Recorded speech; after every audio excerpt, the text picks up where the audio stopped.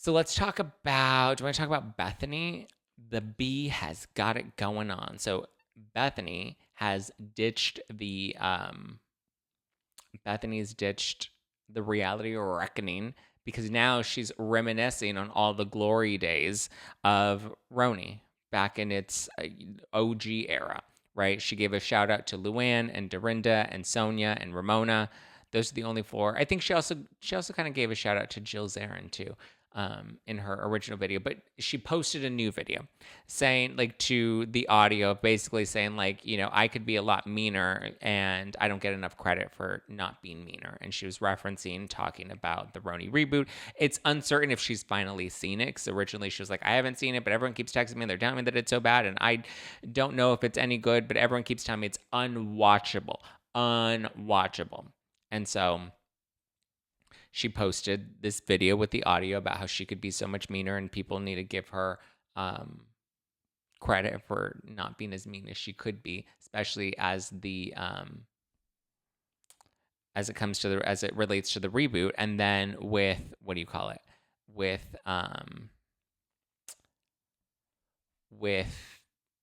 shoot, I'm having a brain fart. With the caption is when she shouted out the rest of the ladies, which I thought was, good for her. I think it's nice to see that she's like giving credit to the OGs and giving credit to what the original show was. But like, she also did play a really big hand in why the original show kind of went under, right? So in, what was it, Not All Diamonds and Rose? Yeah, that's the Dave Quinn book. In the book, they talk about how Bethenny was supposed to film that new season, which was Leah McSweeney's first season. Like, everyone blames Leah McSweeney for ruining RHONY. And I'm not saying she made it much better, but it wasn't entirely her fault. I think a lot of things happened that led RHONY to take the nosedive that it ultimately ended up taking. One, I think Bethenny's abrupt exit. Because I mean, when you pull out the day before filming, I understand that when you're in contract negotiations, you wait till the very last minute, and there's never really a threat or a scare that you're not going to sign. It's just like, well, how can we meet in the middle? Where can we, find a way to make sure everybody's happy at the end of the day and make sure like it makes sense for the network? And she turned down her final offer the day that they were supposed to go into production. And I believe the ladies, the rest of the cast members, didn't even know that Bethenny wasn't coming back for the next season until the night before production began. So, and I think that season's when we see everybody reacting to the Variety article that was released, where she gave her exclusive statement. I believe it was to Variety, where she announced her departure from the series. And like, it was official, it was real. Bethenny has said, I mean, her story I feel like has kind of changed a few times. She said it was about money, it wasn't about money. But from what I remember of all the different versions she's told about why she left the show, she said that there was something that she wanted in the contract and they weren't willing to give it to her, and they made her an offer that was final. They made her a final offer. And she said that according to that final offer, when somebody gives you a final offer, that offer is done and final. So she says that offer just didn't give her what it was that she wanted, so she decided to walk away from it. She says that it wasn't money. She says that it was something else. I don't know if it was like a producer credit or what she was looking for exactly, but whatever it was, she decided to walk away. And I think she wanted to walk away. I think she wanted the show to tank without her. Because why else would you? I mean, that's like leaving without giving your 2 weeks notice. You could give the network and the other cast members some respect of like preparing, because obviously the loss of Bethenny Frankel, that's a big presence to lose on the show, especially since she was such an integral part of the show. And she was such an integral, like, she had an, like, her role and her presence on the show, was that absence was absolutely going to be felt. So it just didn't make sense that she now wants to be like, the show was great and I can't believe Bravo discarded, Dorinda and Ramona and Sonja and Luann, despite, they were making the show great. But those last 2 seasons without Bethenny, not great. Leah's first season struggled a little bit. So I think Bethenny leaving hurt the show. Tinsley then left halfway through the season. I think that also hurt the show. And then Dorinda was fired at the end of that season. So you lost 3 prominent roles on that show, 3 prominent people on that show. So when you have, and listen, Leah McSweeney, whether you liked her or hated her first season, she wasn't enough to fill one, let alone all three of those roles, right? Because Bethenny Frankel, big presence to lose. Dorinda Medley, big presence to lose. Tinsley, I wouldn't say was the biggest presence to lose, but the fact that they had already lost Bethenny and then Tinsley was leaving halfway through the season and she was pulling out of her contract does also hurt the show. And I remember in that finale, Dorinda was like ranting about how she was upset that like Tinsley was going to hurt her job or like she was hurting the season, and they kind of broke the fourth wall a little bit, and Dorinda was very upset with Tinsley, and I know that they had a rough season that year, her and Tinsley, but like I get it, you know. I don't think Dorinda was as upset with Bethenny as she should have been, and she was a little more upset with Tinsley, and I did not really appreciate how hard she came at Tinsley. I understood her frustrations, but it was a rough season to watch, and Dorinda definitely needed that pause. I think had Bethenny been there, had Tinsley wrote out the rest of the season, it would have maybe balanced some things out a bit, because I do really like Dorinda, and I think she brings a lot to the show. But I mean, to lose Bethenny, Dorinda, and Tinsley in the same season, to then move into the next season, and to bring in Ebony, like Ebony, let's be honest, we can say it now. Ebony was one of the worst additions to the show. I think she wasn't an organic casting, which neither was Leah McSweeney, which is why Leah kind of struggled to fit in. And this has been the challenge with Housewives, is they want to differentiate the cast, right? They want to bring in younger people. They want to bring in, you know, a diverse cast, which can make sense as long as the pieces fit together, right? Like you can't force the pieces together or else it does feel a bit disconjointed, right? I feel like Beverly Hills is kind of like that with the current cast. Like we're trying to make it work, but it's also like kind of struggle city, right? Because we're trying to fit people into these groups that aren't an organic group of friends, and they don't really like each other, and they don't like Dorit and Garcelle are just never going to be friends.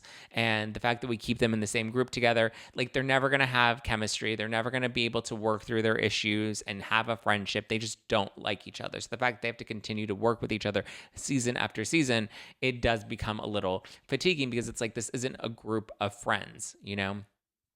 Ebony just didn't work in the mix.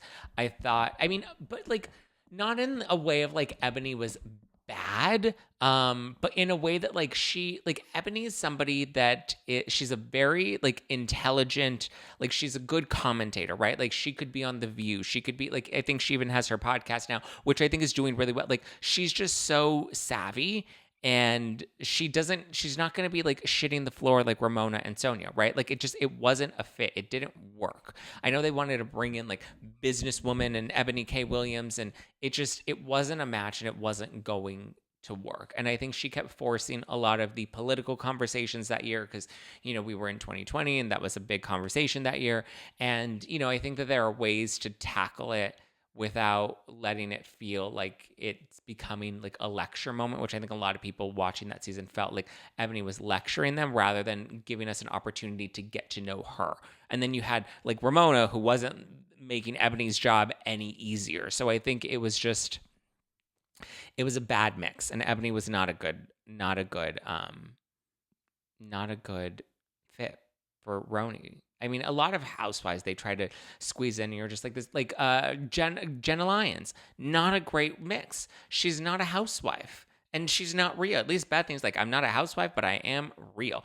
Jenna Lyons, terrible housewife. Terrible. Rebecca Minkoff, even worse. Everybody thinks Teddy's the most boring housewife ever. Hello, have you met Rebecca Minkoff? Like, she's the worst of the worst, you know? So not only is she boring, but there's just nothing that she brings to the table. Not fashion, not looks, like not, you know.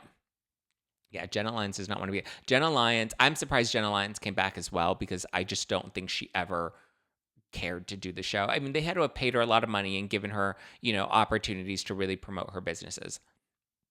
Because other than that, I don't see why she came back. I don't get how anybody even likes watching Jenna Lyons. Like, I get if you like her, and this is the other thing, same thing with Ebony. I get if you like them as people, right? And you follow them online, you watch their podcasts or whatever it is. I get that. But on this show and in this, you know, medium, doesn't really work, right? Rebecca Minkoff, great fashionista businesswoman, right? Built a fashion empire.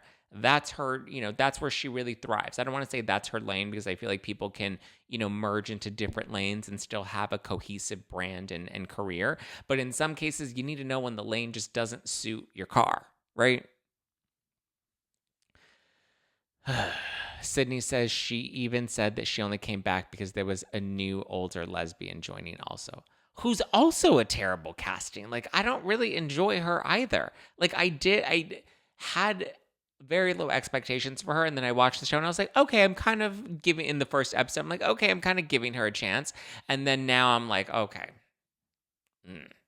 The Miss Rouse says, Zack, would you consider covering the Nikki Garcia and Artem divorce situation? I do cover that on my other show, The Pop Report.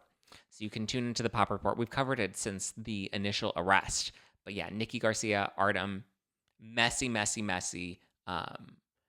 Interesting that the charges were dropped against him and now he's like fighting her. It's crazy.